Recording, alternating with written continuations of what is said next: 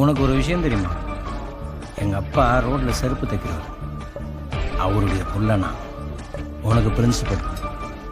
திங்கிற பண்ணி மாதிரி என்னை அடித்து வரட்டினானுங்க. ஓடி ஒழிஞ்சு போயிட்டேனா? அப்புறம் எது அவசியம் தெரிஞ்சுக்கிட்டு பேய் மாதிரி படித்தேன். அன்னைக்கு என்னை அடக்கணும்னு நினச்சவன்லாம் இன்னைக்கு ஐயா சாமின்னு கும்பிட்றேன். என்னை சுற்றி நடக்கிற எல்லா விஷயத்தையும் மீறி என்ன மாதிரி நீயும் ஜெயிச்சு வரும் நான் நம்புறேன்.